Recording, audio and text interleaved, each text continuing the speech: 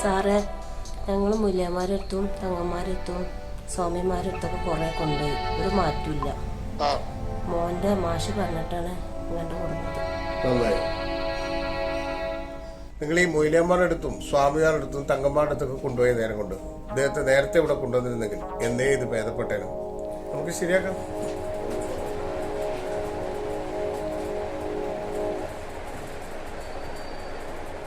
ഉള്ള ബുദ്ധിമുട്ടുകളൊക്കെ ഒന്ന് പറയാൻ കഴിയുമോ? എന്നിട്ട് നിങ്ങളൊന്നും പറഞ്ഞു കേൾക്കണം. ഇല്ലേ?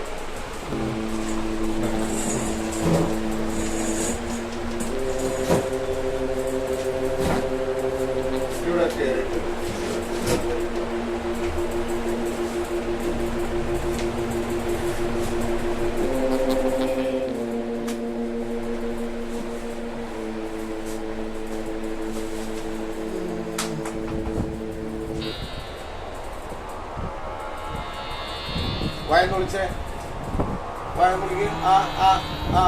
നാക്കൊന്ന് ഇട്ടിക്കേ,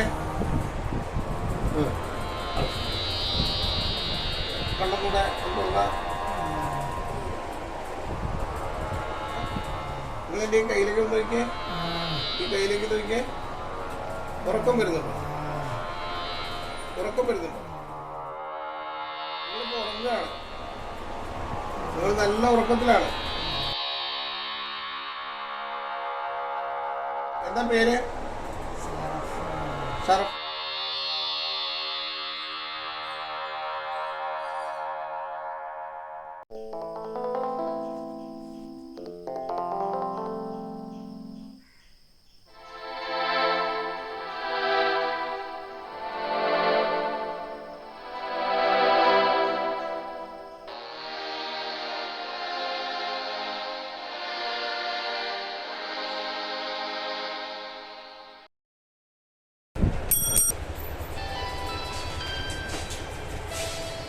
കാര്യങ്ങളൊക്കെ മനസ്സിലായി. അദ്ദേഹം എല്ലാ കാര്യങ്ങളും എന്നോട് പറഞ്ഞു. പിന്നെ കുറച്ച് മരുന്ന് കഴിക്കാം. അതിനുശേഷം അദ്ദേഹം പറ്റിച്ചെടുത്ത ഒരു 5 ലക്ഷം രൂപയുണ്ട്. അസുഖമൊക്കെ ഭേദമായി കഴിയുമ്പോൾ ആ പൈസ കൊണ്ടുപോയി ബാക്കിയൊക്കെ ശരിയായിരിക്കും.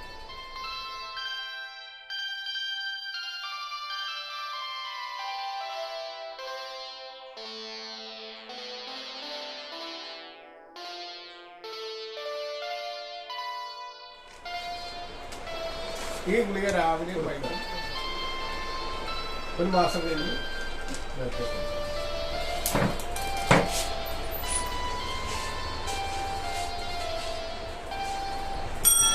വിളിക്കൂ.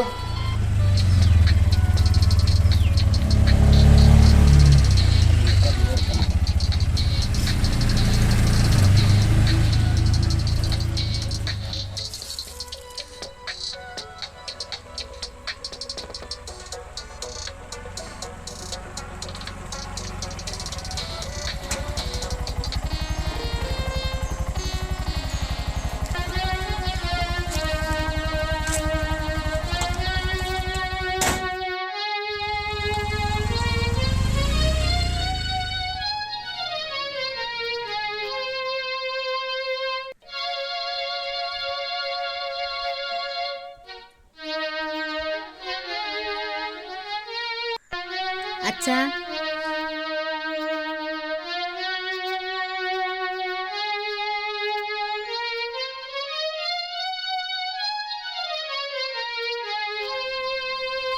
ഷിബുവിൻ്റെ വീടല്ലേ? ഷിബുവിൻ്റെ ഒരു കൂട്ടുകാരനാണ്. എന്താണ് ആവശ്യം?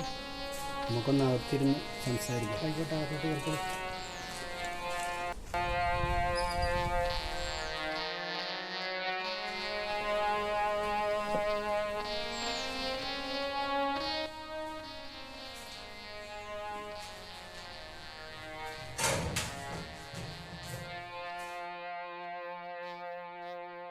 എന്തോ നിങ്ങൾക്ക് പറയാനുണ്ടെന്ന് പറഞ്ഞല്ലോ, എന്താണ് വിഷയം? പറയാൻ ഒരുപാട് കാര്യങ്ങളുണ്ട്. പക്ഷെ ഇപ്പം നിങ്ങളുടെ മുന്നിൽ ഇന്ന് വന്ന് നിൽക്കാനുള്ള യോഗ്യത പോലും നിൽക്കില്ല. ഇത് പറയുമ്പം നിങ്ങളുടെ പ്രതികരണം എന്താണെന്ന് പോലും എനിക്കറിയില്ല.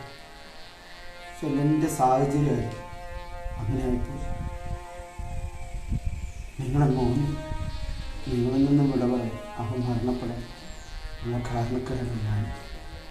ഇരിക്കുന്ന ഞാൻ ശപിക്കപ്പെട്ട ഒരു ജന്മമാണ് എൻ്റെ.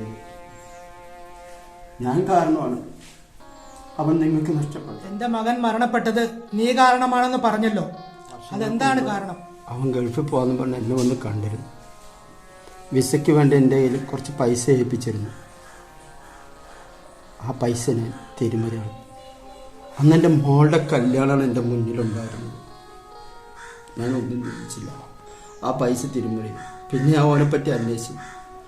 വർഷങ്ങൾക്ക് ശേഷം എന്നെ തിരഞ്ഞു വന്നു. അവൻ്റെ അവസ്ഥ എന്നോട് പറഞ്ഞു. പിടിച്ചു നിൽക്കാൻ വഴിയില്ല, ആത്മഹത്യയുടെ വക്കീലാണ്, എന്നെ സഹായിക്കണമെന്ന് പറഞ്ഞു. എവിടെയൊക്കെ കിടന്ന് സമ്പാദിച്ച എല്ലാം നഷ്ടപ്പെട്ടു എന്നും പറഞ്ഞു.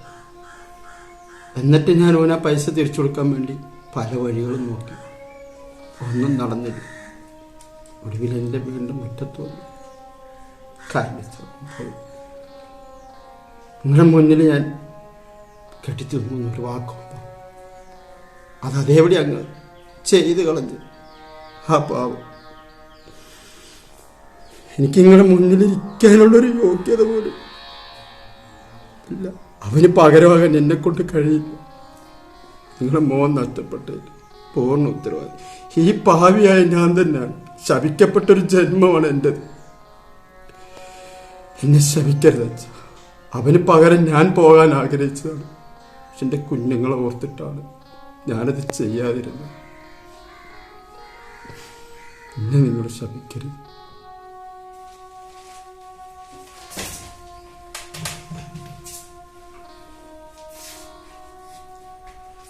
മോനിക്ക് കൊടുക്കാനുള്ള കാശ് ഇതെങ്ങനെ ഉണ്ടാക്കിയൊന്നും എനിക്കറിയില്ല. പക്ഷേ ഇതെനിക്ക് തന്നാൽ ഇനിയുള്ള ഓരോ രാത്രി എനിക്ക് സമാധാനം എടുക്കണം. ഇവിടെ പുറത്തുനിന്നൊരു വാക്ക്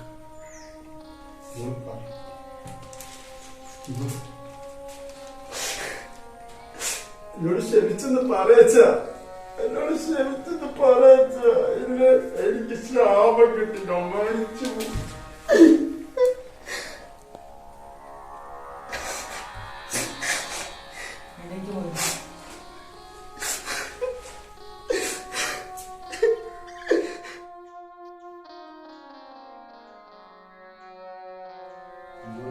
ക്ഷമ ചോദിക്കാനുള്ള യോഗ്യത പോലും എനിക്കില്ല.